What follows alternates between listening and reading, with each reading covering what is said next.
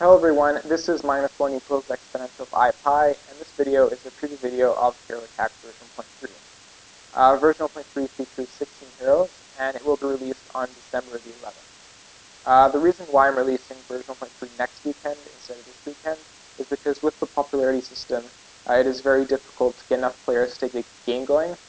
So hopefully if I announce the new version a week in advance, enough people join at the release to get a game going. One more thing, if you go online now, it will say that the current version of Hero Attack is version 1.3. That version is actually version 1.2, and the reason it says this is because I uploaded version 1.2 twice, and for some reason every time you upload a new version, the version number always increases, and map makers don't really have a control over this.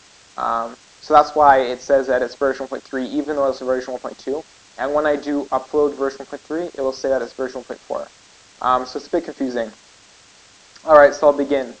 So balance changes. Unfortunately, there won't be that many balance changes in this version because I've gotten pretty much zero feedback since I released the last version, and I cannot really make any informed balance decisions without sufficient feedback.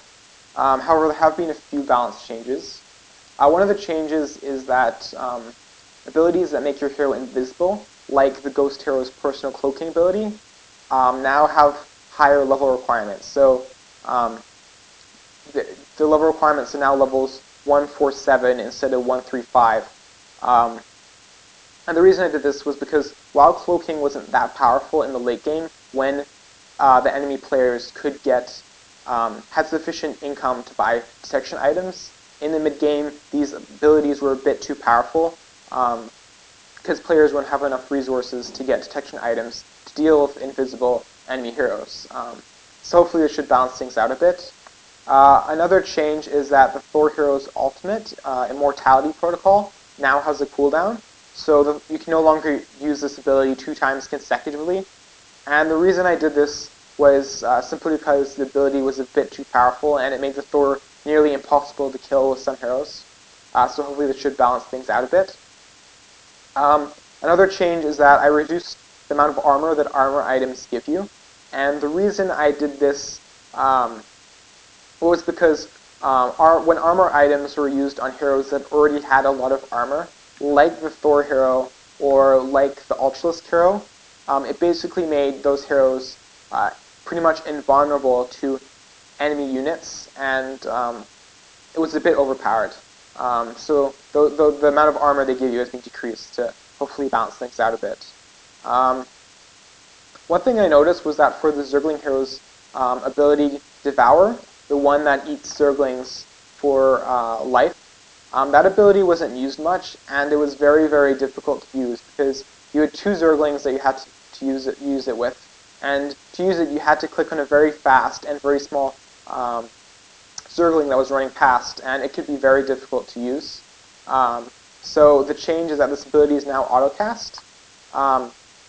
So if your Zergling hero has sufficient energy, and there's a nearby allied Zergling, and the Zergling hero is sufficiently damaged, he'll automatically consume a nearby Zergling. I'll just show it to you. There you go. You can see that when the Zergling hero got damaged enough, he would start to eat Zerglings. So yeah, hopefully that should make the ability a lot easier to use.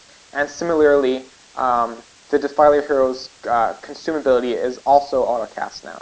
So those 2 abilities should be a lot easier to use. Another change is that heroes will now start with the teleport item, like, for example, the Zerg will start with the Niter Swarm item. So this should hopefully allow players to get back to the beacon very early into the game, very fast, to get items, and it should hopefully make things a bit faster in the early game. And the other change I made was that the prices of various items have been modified to better reflect how powerful they are. Alright, so for heroes, there are 6 new heroes, 2 for each race. For the Terrans, their new heroes are the Banshee hero and the Hellion hero. When I added the last 4 heroes for Terran, they were all combat-oriented heroes, and they were very weak casters. So these 2 heroes are a bit more spell-oriented. So for the Hellion hero, we have 4 abilities. The Hellion Hero's first ability is called Flame Turret, and this ability just allows the Hellion Hero to place a flame turret at a target location. I'll show it to you. And a flame turret will form, and it'll start to attack nearby enemy units. So yeah, it could be pretty useful. Like you could use it for scouting by putting random flame turrets across the map, or you could use it as a defense or whatever. The Hellion Hero also has a passive called Infernal Preigniter, and this just allows the Hellion Hero to deal splash damage. And when you upgrade this ability, the flame will become blue and from orange. So it's a lot like the Firebat Hero's passive ability.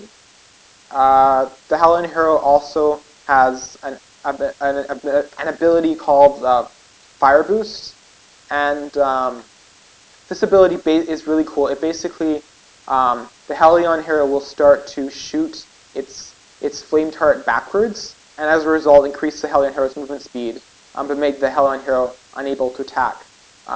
So it's very useful if you want to give your Hellion Hero a small speed boost, and as you increase the level, the Hellion Hero will become faster when using Fire Boost. So I'll just show it to you again at level 4. It's really fast. It looks pretty cool. You can see that you can go very, very far in a single Fire Boost. So hopefully that should make the Hellion Hero a very, very mobile caster unit.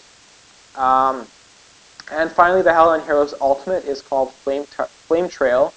And Flame Trail is also a really cool ability. What it does is it'll make it so that the Hellion Hero will start to create a trail of fire behind it. And when enemy ground units go over this trail of fire, they'll start to take damage. And you can even use it in combination with Fire Boost to increase how big your Fire Boost is. So it could be a really useful ability, and I look forward to see how players would use Flame Trail. For the Banshee hero, we also have 4 abilities, like all heroes. One of the Banshee hero's abilities is a spell called Suppression Drones, and I really like this ability a lot. What it does is it will make it so that the Banshee hero will create 2 suppression drones at a target location, and these drones will create a mist, and the mist will cause enemy units under the mist to miss. As you can see, these enemy zealots are missing because they're under the mist, and when units miss, they'll do 0 damage. So it could be a pretty useful ability, especially in team fights or against other enemy units that spawn.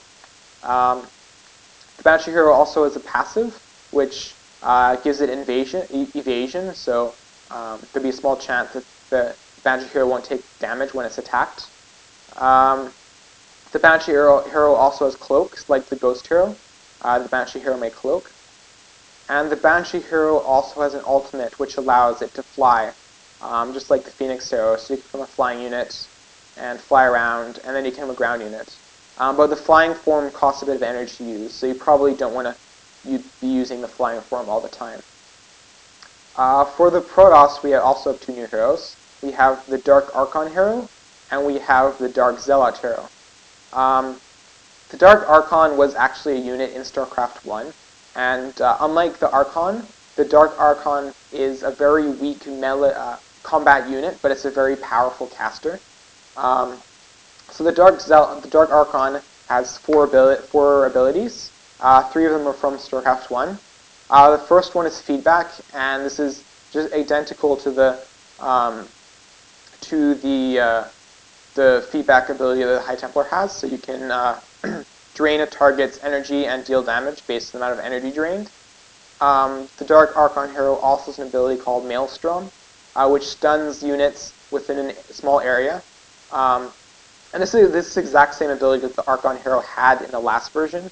So if you use the Archon hero in previous versions, it's the exact same ability. But the Archon hero no longer has Maelstrom. The Archon hero has an ability called Forked Lightning. And what this does is it will send it will send lightning at units within an AoE, and it will deal damage, and it will also put a buff on units, which will which will reduce their movement speed for a short period of time. Um, so it's a damage dealer as well as it can slow enemies. Um, the Dark Archon hero also has an ability called Nightmare, and what this ability does is it basically it's like Sleep from Warcraft 3. It will put a target enemy unit to sleep, and but in addition, it will also deal a bit of damage. So to show it to you, you can see that I made this Stalker fall asleep and it took damage, and you can see that there were Zeds, which indicates that it was sleeping. Um, and finally, the Dark Archon hero has an ultimate called Mind Control, and what this does is it gives, when you use it on an enemy unit, it will give you permanent control of that unit for the entire game. And it costs a bit of energy, and it has a cooldown based on how powerful the unit is that you controlled. But as you can see, I used Mind Control and then this Overlord, so now I can control this Overlord. So it's a pretty interesting ability. The other hero for the new Protoss is the Dark Zealot. And the Dark Zealot is actually the only hero that isn't actually based on a StarCraft 1 or StarCraft 2 unit.